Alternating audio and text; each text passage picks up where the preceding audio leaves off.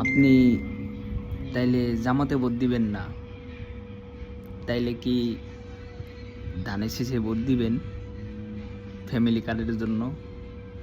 যাই হোক, আপনি কাকে ভোট দিবেন না দিবেন এটা আপনার একান্তই ব্যক্তিগত ব্যাপার। আর যদি ভোট না দেন, তবে আমার অনুরোধ,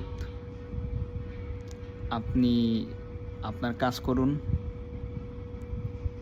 অন্তত দেশের মধ্যে বিশৃঙ্খলা সৃষ্টি করেন না। আমাদের বাংলাদেশ এখন আর সোনার দেশ নাই, এখন দুর্নীতি, চাঁদাবাদ, লুটপাটের দেশ হয়ে গেছে। আর আপনি চাইতেছেন যে পাঞ্জাবিতে পায়জামা পইরা খেলাফত না চাইয়া গণতন্ত্র চাইতেছে, কারণ কি?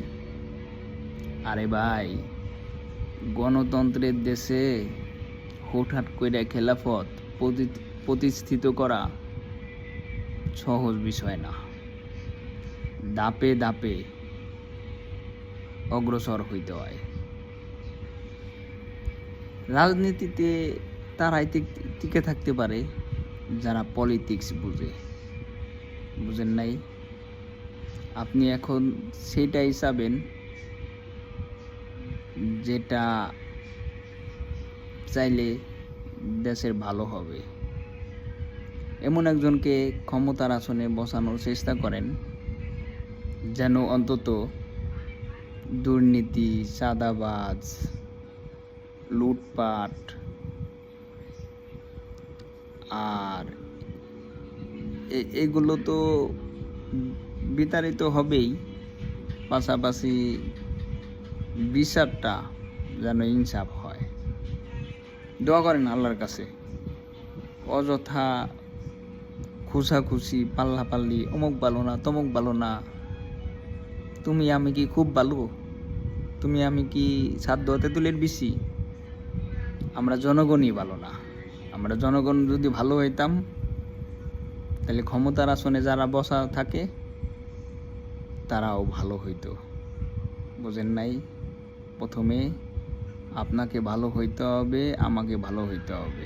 তার মানে আমাকে দিয়েই বললাম, আমাকে ভালো হইতে হবে, তারপর আপনাকে ভালো হইতে হবে, তারপর আর একজনকে ভালো হওয়ার যে গল্পটা সেটা শোনাতে হবে।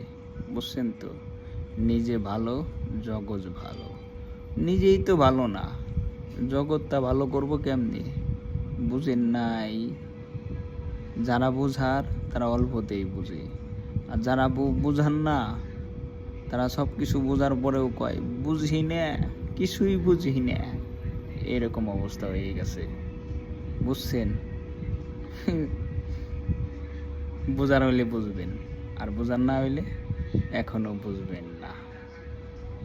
আর যদি বুঝেন তাহলে ঠিকঠাক বুঝেন, আর যদি ঠিকঠাক না বুঝেন তাইলে দয়া করে অতিরিক্ত বুঝে ত্বককে জড়াইয়েন না।